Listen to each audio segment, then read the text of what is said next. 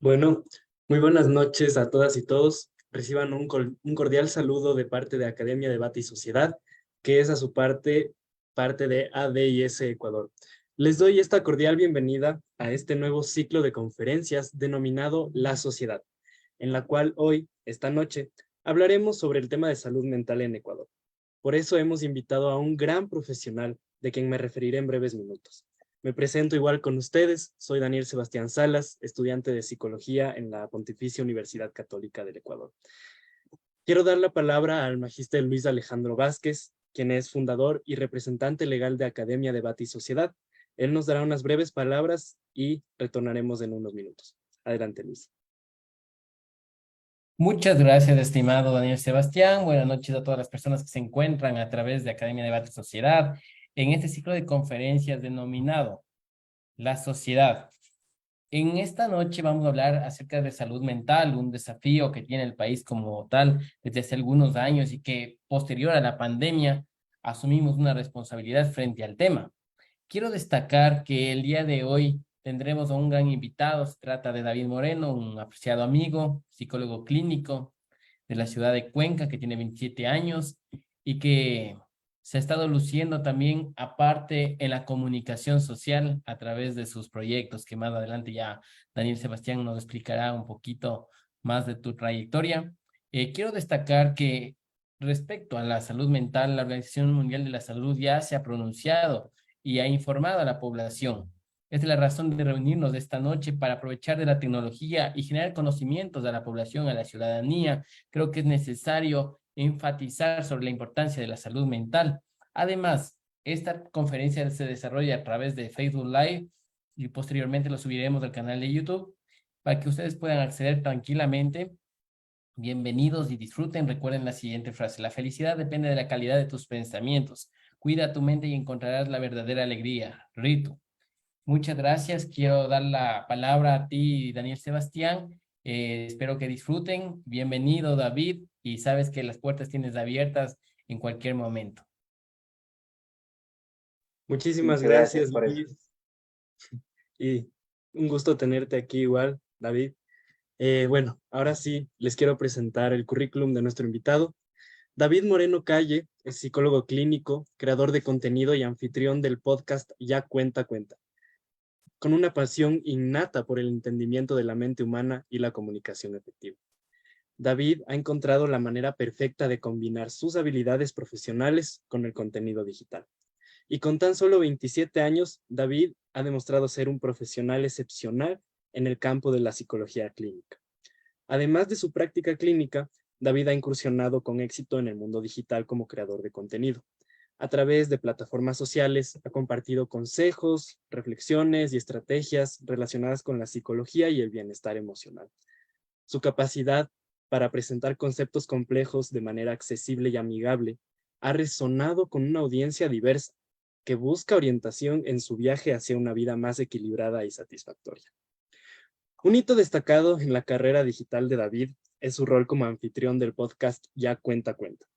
En este espacio en el cual combina sus habilidades como psicólogo y comunicador para poder explorar una variedad de temas relacionados con la psicología, la salud mental y el crecimiento personal, por supuesto.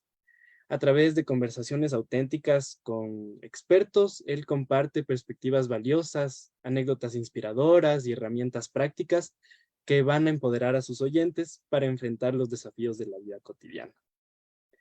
¿Cómo estás, David? Un gusto tenerte aquí. Bueno, primero que nada, muchísimas gracias por la presentación. Nada, para mí es un gusto siempre divulgar psicología, hablar sobre la salud mental. En parte estoy muy agradecido también con los medios de comunicación, las redes sociales, que de manera bien o mal, como se le quiera ver, tocan el tema de la salud, ¿no? Obviamente no toda la información que esté dentro de redes sociales quiere decir que sea valiosa, pero al menos que se esté hablando de salud mental, se esté hablando de este tema tan importante que creo que es de cabecera dentro de la vida de las personas y lamentablemente también un privilegio, ¿no? Para la mayoría de la población, al menos en el contexto latinoamericano. Creo que hablar de salud mental es un tema que, al igual que la política, aunque van de la mano realmente, es, es, es, es prioridad en hablar de eso en mesa, en casa, en las escuelas, y más ahora que estamos viviendo tiempos muy convulsos como sociedad a nivel psicológico y, ¿por qué no, sociopolítico también? Entonces creo que es importante. Nuevamente, muchas gracias a la Academia por este espacio y nada, esperando también que la participación o las cosas que se hablen hoy día sean de mutuo beneficio, ¿no? Tanto para ustedes como para las personas que están de asistentes y, por qué no, también un aprendizaje colectivo, que es lo más importante de todo esto. Chévere, David.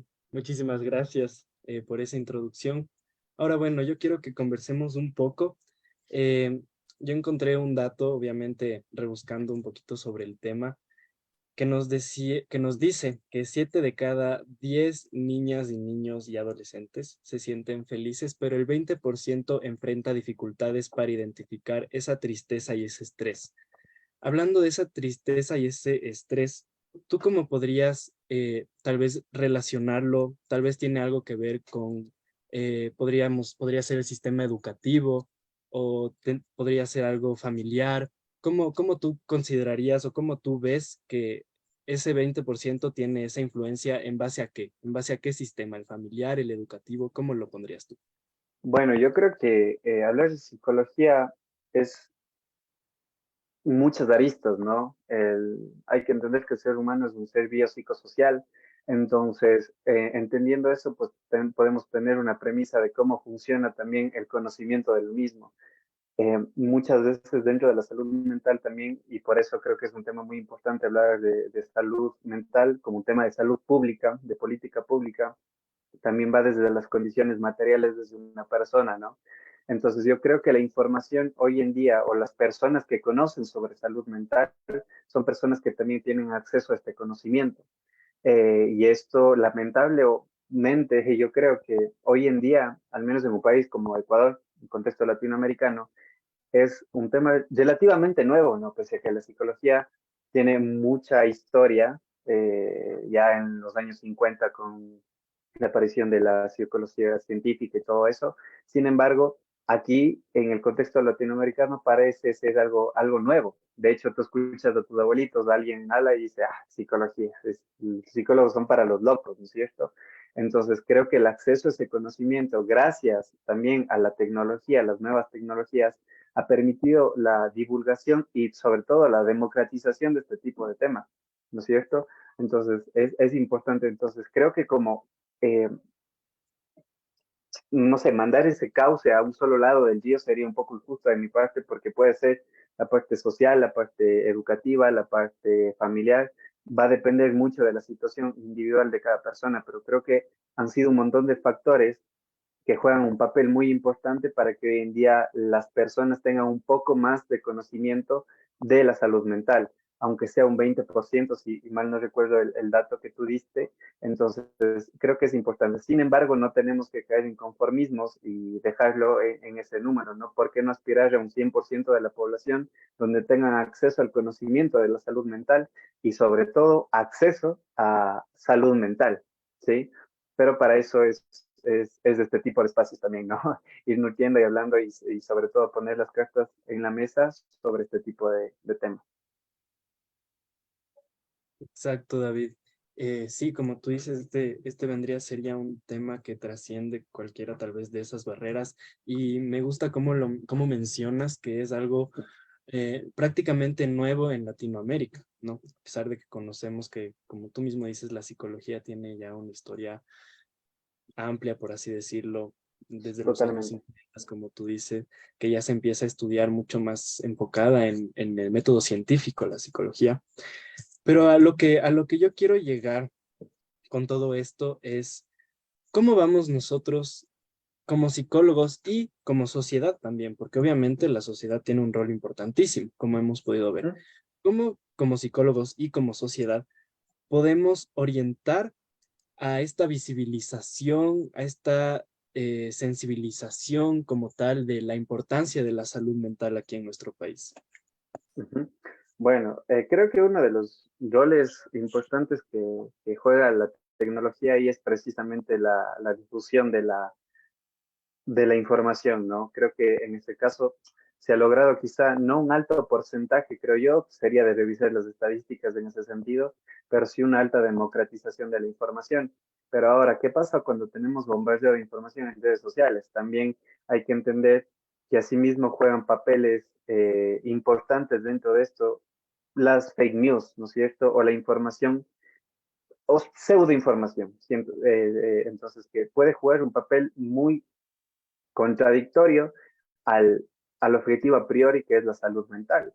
Por ejemplo, hoy en día vemos muchas, no sé si llamarlo campañas informativas, más bien desinformativas sobre este tema de salud mental, porque al menos en redes sociales tan instantáneas como Instagram o TikTok vemos este tema de 5 pasos para saber si eres ansioso, 5 pasos para dejar de ser celoso, 5 pasos para mejorar. Entonces creo que ese tipo de cosas perjudican a priori el objetivo de la salud mental, ¿no es cierto? Porque hablando de salud, yendo quizá a una etimología, una definición per se de la palabra salud, es algo que está intacto, que está entero, que sigue su cauce de alguna manera, ¿no? Entonces, este tipo de información más bien distorsiona lo que vendría a ser la salud mental.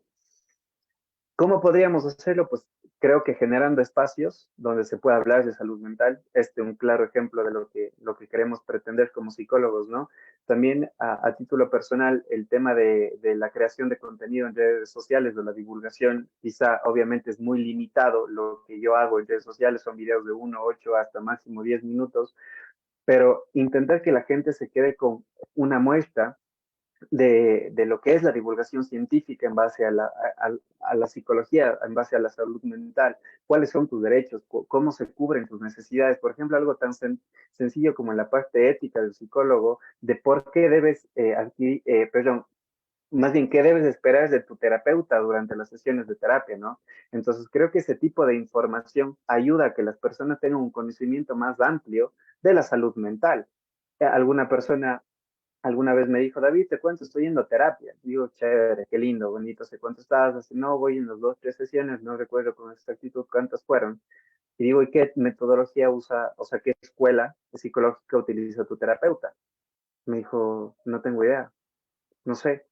Dice, eso debo saber. Digo, es obligación del terapeuta darte a conocer la corriente que él maneja, ¿sí? Porque es parte de tu derecho como paciente. Por ejemplo, yo siempre durante mis sesiones es como, bueno, mi nombre es David, soy psicólogo clínico, manejo la terapia cognitivo-conductual, una explicación para que el paciente diga, ok, me siento en un lugar seguro donde se están velando por mis intereses y mis derechos, ¿no es cierto?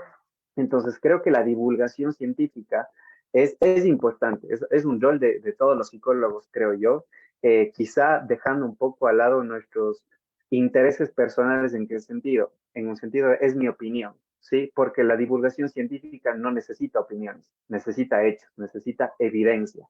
Ahora, en base a eso, un pensamiento crítico, un proceso reflexivo para formar tu opinión personal, eso es un tema aparte. Pero en cuanto a la divulgación científica, la gente necesita hechos, necesita evidencia, necesita cosas palpables, no opiniones, no a mí me funciona esto, entiendo esto, no. En cuanto a la divulgación científica hay que ser muy crudos, muy duros con eso, dirigirnos al método científico a las personas que a lo largo de la historia han estado dentro del campo científico de la psicología y por qué no democratizar esa información y que la gente tenga acceso al mismo, ¿no? Obviamente, guardando mucho cuidado con la información que se divulga, siempre yo digo, hay que ser responsables con eso, por ahí se pueden cometer errores, somos seres humanos, tendemos a lo mismo, pero tener claro ese objetivo y sobre todo saber también, a, no sé, psicoeducar a la gente para que aprenda a discernir la información que consume en redes sociales, como lo que mencioné al principio de 5 tips para vencer la ansiedad. Entonces, más o menos por ahí va el asunto. Exacto, y sí, como tú mismo dices, creo que muchas y muchos de nosotros somos víctimas de esas fake news, de que te encuentras, como tú dices, en el TikTok de, sí, eres ansioso si tienes estas 5 señales, que es algo que tú y yo como psicólogos sabemos que no es así como así, o sea, Uh -huh. es algo que se debe ver con cuidado y esa es otra cosa que yo creería, y igual te pido tu opinión, como jóvenes, deberíamos visibilizar, al menos en las redes sociales, eso de que no se trata de que si es que tú ya vas a encontrar un TikTok que te diga, esto es a uno, tienes ansiedad porque tal, y digas, ya, tengo ansiedad. No, sino que más bien invitar a la gente que asista a estos espacios de terapia, obviamente como psicólogos también responsabilizarnos porque yo igual tuve una experiencia con una persona cercana que también me decía que no sabía qué corriente de psicólogo le estaba tratando, entonces fue como, o sea, es Ujú, responsabilidad nuestra, ujú, como tú totalmente. mencionabas, exacto, hasta por ética, ¿no? Ujú, Entonces, exacto, exacto. ahora a todo esto igual quisiera saber, y estoy seguro que el público también, desde tu trinchera como tal, desde tu contenido. Ujú. ¿Cómo has trabajado tú? Cuéntanos qué nomás has hecho, cómo has visibilizado, porque ese es un claro ejemplo de cómo visibilizar la salud mental, entre los jóvenes al menos. Y sé que obviamente has llegado a Ujú. muchísimas personas más. Pero tú, ¿cuál ha sido tu experiencia en creando contenido en redes sociales? A ver, aquí sí voy quizá a monopolizar un poquito la charla y espero que no haya problema con ello. Si no, tocaste varios puntos que me parecen importantes dentro de la salud mental, ¿no? Como un derecho de las personas. Empecemos por este tema que decías, en la parte ética del psicólogo, ¿no? Yo creo que es salvaguardar la salud mental de una persona, al igual que un médico con el cuerpo de un individuo. Y ambos pues, estamos tratando con seres humanos, con personas que, de en base a a la ética, es eso, que la persona tenga íntegro su salud mental, física y bueno, en base a sus propias creencias también, porque no hablar un tema espiritual, pero eso ya creo que es de cada persona. Dentro de esto podemos caer muchas veces en autodiagnósticos. Estoy refiriéndome precisamente a la divulgación de pseudociencia en redes sociales, lo cual es peligroso porque tendemos a etiquetar a las personas, ¿no? Como los ansiosos, los depresivos, los TDAH, las personas paz, altamente sensible. Ahora, ojo, quiero dejar claro esto antes de continuar, es que no estoy negando experiencias ansiosas, no estoy negando experiencias depresivas de las personas, lo que yo cuestiono es el origen y la etiqueta, ¿sí? Entonces, dentro de esto es primordial que nosotros como cabecillas, digamos así, de la salud mental, ayudar a las personas a que aprendan a cuestionar esas etiquetas y sobre todo que se interesen por leer acerca de la divulgación científica y basada en evidencia de la psicología. Porque nosotros cuando caemos en estos autodiagnósticos, en esas etiquetas, que quizá muchos de nosotros, quizá no en la parte de salud mental, ya me dirán ustedes, sino al final, alguna vez hemos googleado qué pasa cuando me duele el codo a las 3 de la mañana y Google te dice que tienes cáncer al codo y que te vas a morir. Lo mismo pasa con la salud mental. O sea, tú googleas qué pasa cuando se me acelera el corazón porque mi pareja no me vino a ver. Se me ocurre un ejemplo muy random. Ah, es que tienes dependencia emocional. Ay, soy dependiente. Soy una persona ansiosa. Soy una persona que tiene apego evitativo. Ok, no, nuevamente, y quiero ser muy enfático en eso, no niego estas experiencias, lo que yo cuestiono es la etiqueta, ¿sí? ¿Por qué? Porque mucha de esta pseudoinformación que vemos en redes sociales nos puede brindar esa etiqueta, sí, pero ¿qué pasa con la etiqueta? Ok, es mucho más barato, mucho más rápido y sobre todo me da la sensación de control. Ok, como soy ansioso, por eso actúo así. Como tengo apego evitativo, por eso actúo de una determinada manera. Porque soy depresivo, me tengo que quedar todo el día en la casa actuando como un depresivo, ¿sí? Respondiendo a esa etiqueta. Pero esto es un error de diagnóstico, porque, a ver, a priori lo hiciste en redes sociales y lo hiciste solo, ¿sí? No lo hiciste con un profesional de la salud mental y siguiendo un proceso terapéutico que te lleva a sacar unas conclusiones, ni siquiera como etiqueta, sino como, a qué, ok, este es el síntoma que tengo, ¿qué puedo hacer con esto? Pero las etiquetas, los autodiagnósticos, vuelvo y repito, simplemente nos dan esta sensación de control, de que todo está bien, ok, esto es lo que tengo que actuar en base a esto, y punto. Obviamente, ir a un proceso terapéutico es mucho más complicado, es mucho más largo, requiere mucha más responsabilidad y obviamente tiene un costo. lo cual ya hablaremos en momentos breves sobre este tema de la salud mental como un privilegio en nuestro país, ¿no es cierto? Y no todos tienen acceso a lo mismo, entonces básicamente esa es la parte negativa de la información que vemos en redes sociales. Ok, tú eres el tercer hijo y seguramente tienes un apego más hacia tu mamá. Esto quiere decir que te pareces más a la personalidad de tu padre, bla, bla, bla, un montón de info información basura, no hay otra palabra para eso, que lamentablemente nubla la divulgación científica. Es así. O sea, lamentablemente vivimos en una cultura donde las fake news, debido al morbo, tienen más viralidad. Entonces, ahí entra en el rol de cada uno de nosotros y cómo me ha ido a mí con eso, es primero entender qué es lo que quiero hacer con la psicología. Y precisamente es que sea muy democratizada la información para aquellas personas que no gozan del conocimiento o de las herramientas para acceder a ese conocimiento, dígase un estudio o un libro simplemente. Entonces, lo que intento hacer con eso es precisamente que la gente al menos se quede con un poquito de, ok, ¿qué decía esto ahí en esto? Lo voy a averiguar. Ok, esto mm, no está en consonancia con aquellas cosas que yo creía con respecto a la psicología, ¿sí? Porque hasta el día de hoy todavía hay un tabú al hablar de psicología, hay un tabú al hablar de salud mental, ¿sí? A terapia van los locos, a terapia van las personas que realmente tienen un problema en el cerebro, y no necesariamente es así. Realmente ha sido un camino un poco, no frustrante, pero sí un poco duro en el proceso porque hoy en día la cultura del entretenimiento es precisamente la que prima dentro de las redes sociales.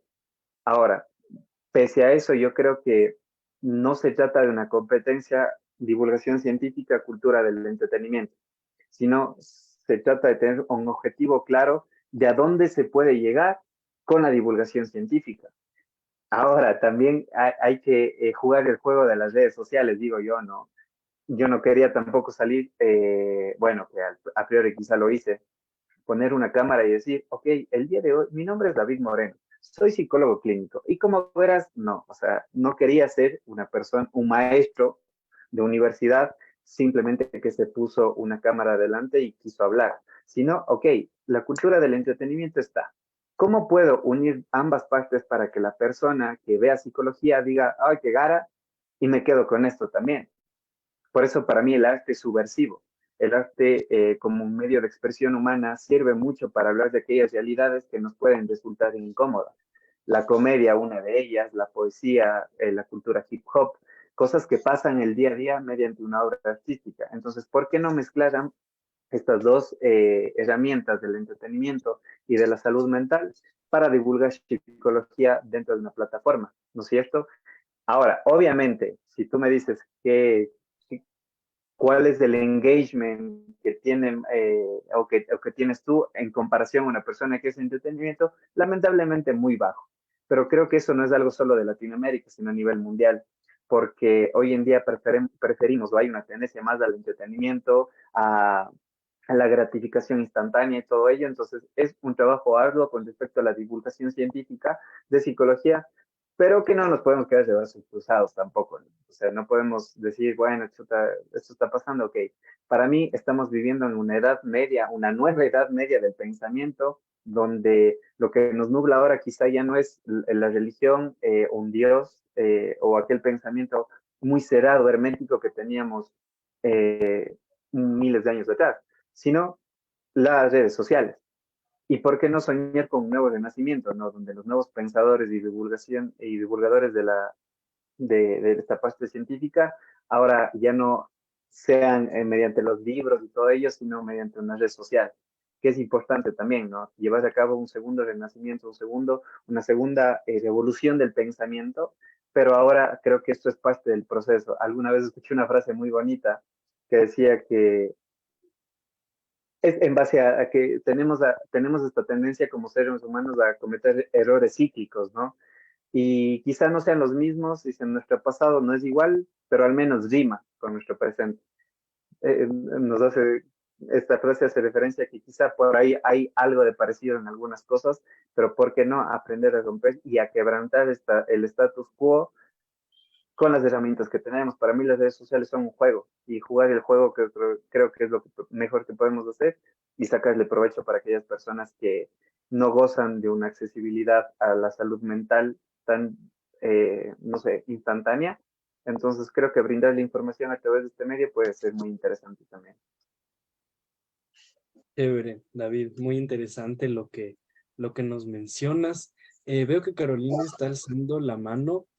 No sé, verás, no, al final vamos a tener una ronda de preguntas por si quieres dejarnos ahí una preguntita o la quieres hacer al final, no habría ningún inconveniente. Eh, y yo con esto igual, con lo que acabas de decir, estimado David, quisiera entrar a algo que tú mismo dijiste, la salud mental como un privilegio. Aquí en el país, cómo ves tú ese tema de que la salud mental es un privilegio aquí? Bueno, el panorama es muy gris, honestamente. Eh, Estaba leyendo hace un tiempo, bueno, no leyendo, honestamente, sino más bien eran unos archivos que estábamos socializando con un compañero de carrera, un colega, y hablamos de la ley orgánica, de todo esto de la salud, ¿no es cierto? Y en el énfasis que hace la ley orgánica es promulgar o promover el estado completo de bienestar físico, mental y social de una persona mediante campañas de salud mental. Yo al menos, en cual ok, no he visto, lamentablemente, programas que sean eficaces y eficientes de salud mental en el Ecuador. Aquí no, para nada. Ahora, si vamos a hablar de un sistema de salud pública precario, sin las herramientas necesarias, sin la infraestructura necesaria, sí, el sistema en sí de Ecuador está totalmente dañado, que creo que hay dos maneras de cambiar esto, cambiar los roles o las reglas, no lo sé. Es una pregunta muy interesante también que se puede abrir debate, pero el panorama de la salud mental para mí es muy gris, lamentablemente. ¿Por qué? Porque no hay leyes que garanticen realmente la salud mental del pueblo ecuatoriano. Y no es algo que pasa solo en Ecuador, sino en Latinoamérica en general, ¿sí? Pero hablando en el panorama ecuatoriano, no estamos, si en la parte médica de la salud física no hay garantías, creo que un tema como la salud mental pasa a segundo, tercer, cuarto, quinto plano, hasta quizá ni se hable de eso. ¿Sí? Las campañas de salud mental que vemos en redes sociales, lamentablemente no son de aquí. Se hablan que si tienes depresión, cuida de tu salud mental, lo que sea, pero no hay una prevención realmente. No se socializa esos temas en campañas, no sé, armar foros de conversatorio. Yo digo, espacios tan sencillos como estos, planificados y ejecutados con los objetivos correctos, creo que podrían ser de gran ayuda para las personas. Ahora, lamentablemente, hay un tema muy bonito aquí, quizá me voy a desviar un poco, pero hablemos, por ejemplo, del trauma. ¿Sí? El trauma en general, para una persona, es un evento en concreto cuyo trauma, valga la redundancia, no es el evento en sí, sino la percepción que tenemos en dicho evento. ¿Sí? Dicho esto, el trauma, donde hay condiciones materiales precarias, una estabilidad económica bárbara, o sea, no hay realmente, no hay trabajo, índices de pobreza extrema que cada vez van en aumento, la violencia también a nivel país que estamos viviendo hoy en día, los traumas están servidos para la mayor parte de la población en la mesa. ¿Sí? Es así. Entonces, no podemos hablar de salud mental sin justicia social. Porque, ok, yo puedo simplemente abrir un centro de salud mental totalmente público. Ok, la persona, ahí en el IES, todo eso, ok, la persona se va a terapia cada 15 días, pero sus condiciones materiales no mejoran, no encuentra trabajo, el marido sigue siendo alcohólico y le golpea 3 veces a la semana, los hijos tienen que salir a la calle a trabajar porque no llegan para fin de mes. O sea, nuevamente repito, no podemos hablar de salud mental sin justicia social. Entonces, las condiciones materiales son una parte fundamental también dentro del proceso de una salud mental óptima, el del bienestar físico, mental y social de una persona. Entonces, en el Estado tampoco debería quedarse únicamente en campañas, únicamente en prevención, únicamente en cosas que resultan muy populistas e ideológicas nada más, como el tema de las cárceles. Ok, hay más ladrones, hay más delincuencia. Ok, hagamos más cárceles. Es populismo en estado puro. Lo mismo pasa en la salud mental. Si una persona que lamentablemente vive en la entrada 8 a Guayaquil, en la isla Trinitaria, donde su único recurso es, ok, aquí me matan, o sobrevivo y la única garantía que yo sobreviva es que me una a la banda de los choneros, de los tiguerones, etcétera, etcétera, etcétera, ok, lo voy a hacer. Porque uno, ellos garantizan mi supervivencia. Dos, me van a dar un plato de comida y voy a poder llevar comida a la mesa. Ok, esa persona crece en un ambiente totalmente distorsionado, tóxico, quizá no apto para su función como ser humano y explotar, como decía Aristóteles, sus más elevadas capacidades. Entonces, le sacamos de ese entorno para rehabilitarlo, ¿no? Debido al consumo de drogas, rehabilitación social, lo que tú quieras. Pero sale de la rehabilitación social, sale de la rehabilitación de drogas, del colectivo, y regresa al mismo ambiente porque no hay oportunidades de trabajo, porque no hay oportunidades de vida para esa persona. Obviamente estamos hablando de una inminente recaída de esa persona. ¿Por qué? Porque quizá a esa persona, ese joven, ese adolescente que consume H o cualquier tipo de sustancia en Guayaquil, les salga mucho más económico comprarse un paquete, inhalar esa sustancia y pasar 5 meses, 3 días que no consumir y ver cómo come día, tarde y noche, ¿no? Entonces, para mí es mucho más barato comprarme una bolsita de unos $5 que me dura para una semana, no siento hambre, ok, paso drogado todo el tiempo, afecta mi salud mental, sí, estamos claros, para esa persona es mucho más rentable eso que decir, ok, me voy a buscar la vida. ¿Cómo si no tiene trabajo? ¿Cómo si no hay oportunidades? ¿Cómo si no hay inversión social, inversión empresarial aquí en el país? Entonces, vuelvo y repito y quedémonos con esto, por favor. Pueden olvidarse de todo lo que hablamos aquí durante esta charla, pero no podemos hablar de salud mental sin justicia social. Chévere, chévere, David, exacto. Lo que tú dices es algo bastante importante porque hasta podríamos estar hablando de violencia, pues, sistemática del Estado, ¿no? Podría decirse. ¿Por qué? Porque no es, tal vez desde hace mucho tiempo no se están garantizando y no se están solucionando los problemas de raíz, ¿no? Como tú dices, es como lo de las cárceles, que hay más delincuentes, entonces más cárceles, cuando en realidad ese no debería ser la solución, sino tal vez buscar la forma en que esos delincuentes no sean captados por, yo que sé, bandas criminales o alguna o algo similar. Es lo mismo con el tema de la salud mental, ¿no? Nosotros, ¿cómo podemos arrancar? Y te pregunto, ¿cuál sería tal vez tu propuesta ya para trabajarlo, tal vez como una política pública o como leyes o qué es lo que tú cambiarías, agregarías, algo que ya existe, para de verdad garantizar ese cambio? Bueno, pues es un tema muy amplio, Daniel, pero también creo que en este caso es menester citar a Henry David Thoreau con su libro Desobediencia Civil. Henry David Thoreau en este libro menciona que tenemos que hacer aquello que consideramos propio, ¿sí? Porque ningún papá Estado puede venir a decirnos lo que tenemos que hacer si atenta contra nuestros principios, valores y personas y sobre la ética del ser humano. Y marcaba una diferencia muy grande entre ley y justicia, porque no porque algo sea ley significa que sea justo, ¿sí? Porque hay cosas justas que no son ley. Entonces, eso hay que tenerlo claro debido al panorama social en el que estamos nosotros. Leyes se pueden proponer muchas, ¿sí? Y ahora, estamos viviendo una democracia representativa, como tú bien sabes, no es una democracia pura, sino es una democracia representativa, que al final los que están en el poder son aquellas personas con mayor poder económico, ¿no?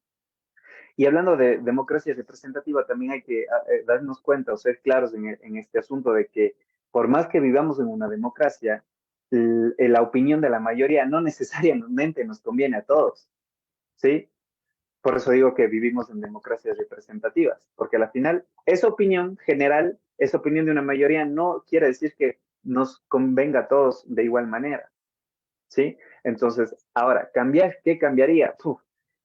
¿Por dónde empezar? Yo creo que entender que las condiciones materiales, por ejemplo, de vida digna, de acceso a alimentación, acceso a educación, pero una educación de calidad, satisfaciendo las necesidades básicas de una persona, otorgando oportunidades de empleo, lo que siempre se habla en los debates, pero llevarlo a la materialización de esas ideas es lo importante. ¿Por qué? Un ejemplo muy sencillo que yo suelo poner en este tipo de conferencias es dos niños de 8 años que se van a una escuela pública, ¿no es cierto? Pero el niño A va desayunando cereal, va desayunándose su frutita, va desayunándose su buen batidito de machica, y lleva también su fiambre para el receso, donde la mamá le manda sus snacks, su avenita, su cuáquer, lo que tú quieras, ¿sí? Pero el niño B, mismo de la escuela pública, a duras penas tiene para comer. La mamá tiene 5 hijos, los dos son padres desempleados y el hijo tiene que salir de la escuela a trabajar para llevarse un pan a la mesa y poder quizá dividir un pan para 5 personas. Estoy quizá exagerando la situación, aunque muchas veces la realidad supera la ficción. Hablando de éxito académico, creo que está por demás preguntar para ustedes qué niño tendrá éxito dentro del sistema educativo. Por más que quizá el niño B sea un crack en matemáticas, sea un genio, todo lo que tú quieras. Pero 4 de los 5 necesidades básicas para el rendimiento o para un éxito académico son las condiciones materiales de esa persona. Entonces, obviamente, así niño A no sea una persona que luzca o resalte por su ingenio, su inteligencia en matemáticas, en literatura, lo que sea, pero tiene las condiciones materiales necesarias para eso, obviamente va a rendir mejor. El niño B no. ¿Por qué? Porque estamos de acuerdo que el alimento, las condiciones materiales son necesarias para el desarrollo del individuo. Si yo no como, no voy a estar pensando en sacarme 10 sobre 10 en el examen. Si yo no tengo un pan en mi estómago, no voy a estar pensando en cuáles son las 12 reglas para la vida, cuál es el club de las 5 de la mañana y mejorar mi salud mental en base a nuevos hábitos. No funciona de esa manera, ¿sí? Entonces, lo que tenemos que entender es que quizá como psicólogos, como profesionales de la salud mental, aprender a luchar por este tipo de cosas, porque que no nos pase a nosotros no significa que no esté pasando, e intentar con las herramientas que tenemos hacer algo al respecto. Por ejemplo, a mí me han venido muchos pacientes a consulta que me han dicho, oye David, yo no tengo para pagarte eso, lo que cuesta tu sesión. Digo, ok, ¿cuánto crees tú dentro de tus posibilidades que puedas cancelar semanalmente para un proceso terapéutico y que te permita seguir tu tratamiento? Ok, tanto, perfecto, está bien, hagámoslo, pero ven, cumple con esto. ¿Sí? O sea, ves las herramientas que podemos ayudar a la gente para que la salud mental en algún punto deje de ser un privilegio, sino sea un recurso al alcance de todas las personas. No quisiera meterme, como digo, mucho en este tema político, pero es muy, muy necesario y van de la mano. Creo que sería irresponsable más bien no hablar de eso, pero vuelvo y repito, no podemos hablar de salud mental sin justicia social. Discúlpenme si soy muy enfático en esta frase, pero si las condiciones materiales de una persona, si no hay vida digna, si no tiene un acceso a la alimentación de calidad o una educación realmente también que satisfaga las necesidades de esa persona, no podemos hablar de salud mental. No lo vamos a hacer. Alguna vez un paciente me dijo, David, estoy a punto de divorciarme, no consigo trabajo ya un año, mi esposa no siente estabilidad conmigo, entonces no sé qué hacer. Realmente no sé qué hacer y a veces me paso consumiendo contenido en redes sociales de hiperproductividad y de hacer y levantarme a las 5 de la mañana, meditar hasta las 6, hacer deporte y todo eso y no me da la vida. Ah, ok. Y dice, siento que estoy con un cuadro ansioso, hablando de las etiquetas de autodiagnósticos, ¿no? De hace unos 2 meses atrás y realmente ya me está sobrepasando esta situación. Le planteé una pregunta muy sencilla quizá, pero fue, a ver, ¿estamos hablando de ansiedad o capitalismo? Porque el capitalismo es el síntoma. Más bien, perdón, al revés. La ansiedad hoy en día está tan generalizada, tan autodiagnosticada, y obviamente no niego los cuadros ansiosos y las experiencias ansiosas que una persona puede tener, pero ese es el síntoma de una enfermedad llamada capitalismo, donde él produce, donde él hace, ok, pero si no tengo cómo producir, no tengo cómo hacer, no tengo cómo rendir, ¿cómo hablo de mi salud mental? Entonces, desde nuestra trinchera, con las cosas que tenemos, hacer algo al respecto para llegar a democratizar la salud mental, creo que es un deber de cada persona como, y sobre todo de los profesionales de la salud mental. Chévere, David. Muchísimas gracias. Y sí quisiera resaltar esta frase que tú dijiste otra vez. No podemos hablar de salud mental sin justicia social.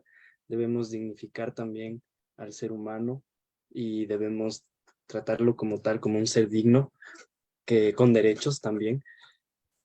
A todo esto, igual te agradezco muchísimo por tu, por tu Con charla, por tu gusto, presencia. con gusto. Muchas gracias a ti por las Y preguntas, ahorita que son muy pasamos. necesarias.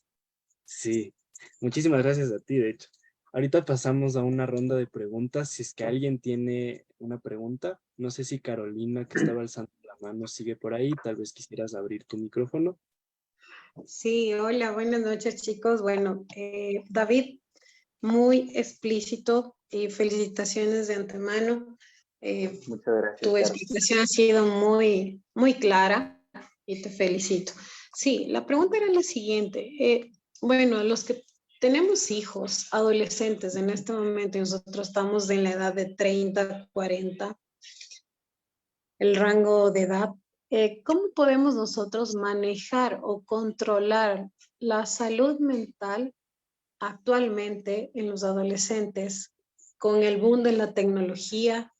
Porque créeme, o sea, como mamá, no sé cómo hacerlo. No es que no quiera, sino que no sé cómo manejar en el tema de salud mental de mi hija, ¿sí? Ujú. ¿Por qué? Porque existen juegos en red y muchas veces uno por el desconocimiento no sabe no sabe cómo ingresar en estos juegos.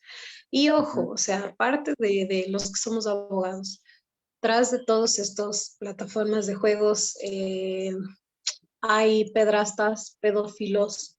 Entonces, como papás tenemos que estar alertas a todos estos focos que llaman la atención a nuestros Ujú. hijos adolescentes. ¿Cómo podemos Ujú. nosotros como papás tomar control en cuanto a su salud mental con tema de juegos en red? Ujú. Bueno, ahora el tema es muy interesante, muy amplio. Creo que hay que tocarlo con pinzas porque la salud mental de una persona sí se fundamenta mucho a su entorno sociocultural también, ¿no? Entonces, creo que estar pendiente de eso, ¿en qué sentido?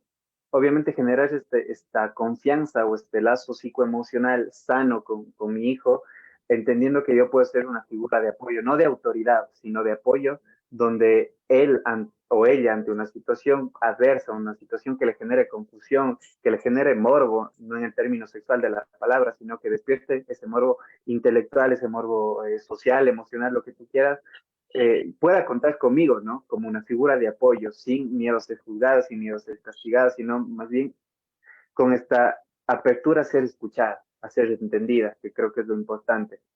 El tema de las redes sociales es muy delicado y creo que incluso hoy día compartía yo una historia en Instagram de el acceso al porno que están teniendo mucho de los niños de 10, 9 años que ya manejan celular y que Exacto, están a un clic de distancia de encontrarse con contenido sexual que ellos no entienden lo que está pasando, ¿sí? No entienden y sobre todo estamos de acuerdo que la exacto. pornografía no es de educación sexual, ¿sí? Es entretenimiento, es actuación, lo que tú quieras llamarlo para personas adultas.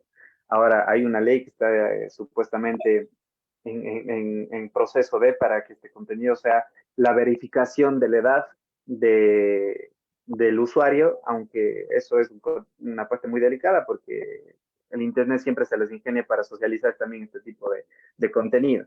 Incluso Facebook creo que ahora también ya no tiene esos filtros como antes quizás lo tenía, Entonces, creo que es muy importante saber también qué redes sociales están utilizando mis hijos.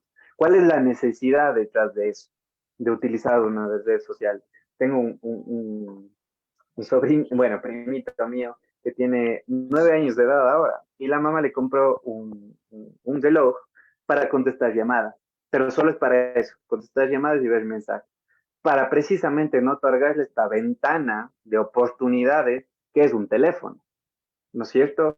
Entonces es ir buscando las alternativas y sobre todo, creo que la parte más importante es, no soy papá, pero entiendo que los padres muchas veces genera un poco de esta, no sé si llamarlo un poco de ansiedad debido a la situación de querer controlar que todo esté bien para nuestro hijo, ¿sí? Que todo esté bien, que no se lastimen tanto como yo lo hice, quizá, que no se generen traumas en su vida, pero paradójicamente, y esto quizás es una frase muy controversial lo que voy a decir, y está abierto también a debate, es que nuestra subjetividad como seres humanos, perdón, se forma en base al trauma. Es inevitable, a veces incluso queriendo evitar traumas a nuestros hijos les podemos generar más traumas, ¿no? No se trata de censurar el contenido en redes sociales, no se trata de no hablar de ello, se trata más bien de hablar de ello, ¿sí? De hablar de ese contenido de redes sociales, porque la censura provoca este cliché de el que no conoce su propia historia está condenado a repetirlo,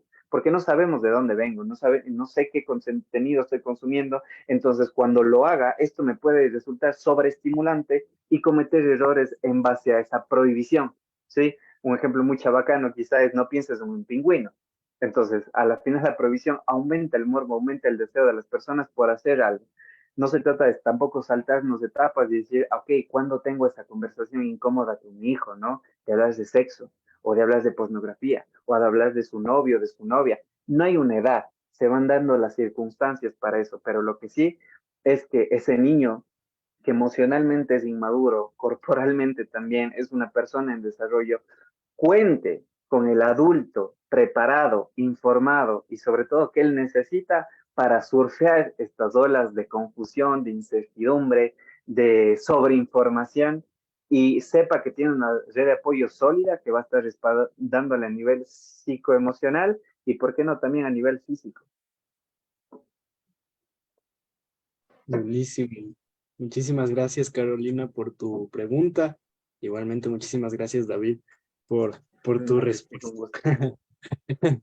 Bueno, eso, no sé si alguien tal vez tenga alguna otra pregunta, alguna otra inquietud, pero mientras tanto, y ya para ir finalizando, quisiera darle la palabra a Luis Alejandro, que está por ahí. Muchas gracias, estimado Daniel Sebastián, por darme la palabra. Quiero agradecerte, estimado David. Qué gusto tenerte aquí en este espacio de Academia Debate Sociedad, del cual yo Muchas represento. gracias. Y también me alegra mucho poder llegar a la ciudadanía con estos temas tan sensibles que hoy en día deben marcar un nuevo cambio, diríamos así, y tratar con más de importancia estos aspectos que son parte del diario vivir y que no podemos descuidar ni tampoco podemos alejarnos de la realidad.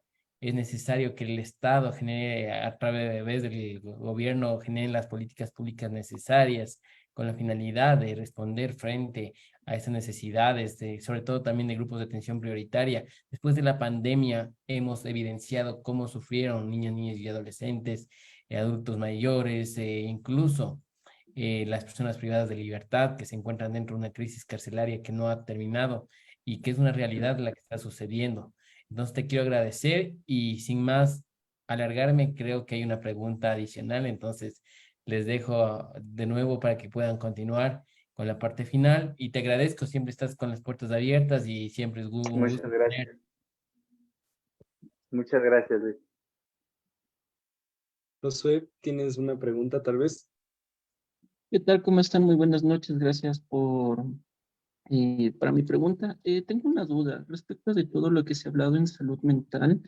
¿Hay alguna base de datos desde las cuales podamos revisar algunas estadísticas un poco más sectorizadas y algo un poco más específico respecto a todas estas problemáticas que se están dando, no sé, y especialmente a nivel rural? Es una buena pregunta, Josué, y lamentablemente no hay estadísticas más allá de las privadas, ¿no? Por ejemplo, universidades como investigaciones como la PUSE, por ahí en este momento se me fue, un centro de investigación de este tipo de temáticas en Quito, pero que son, digamos, de parte del sector privado, ¿no? No público. Público es muy poco.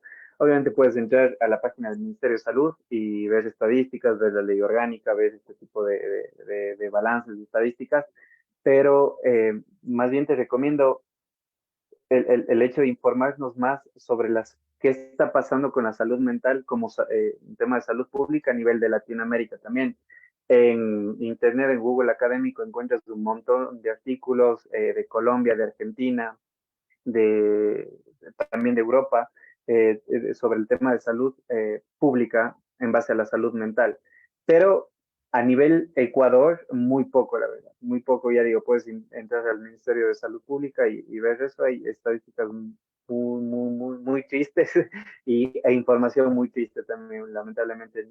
Como la salud mental no es un tema que se le toque de manera seria como una temática de salud pública, pues ahí están los resultados. Pero yo, vuelvo y repito, te recomiendo más bien informarte sobre este tema a nivel Latinoamérica para poder generar también ese conocimiento amplio y por qué no traerlo a Ecuador y en algún momento hacer algo al respecto con toda esa información. Listo, muchas gracias, Josué, por tu pregunta. Y bueno, vamos finalizando ya este espacio. Quisiera igual, David, que digas unas palabras finales, igual que aproveches para promocionarte también. Ahí lo que tengas que decir. No, nuevamente, pero muchísimas gracias por el espacio.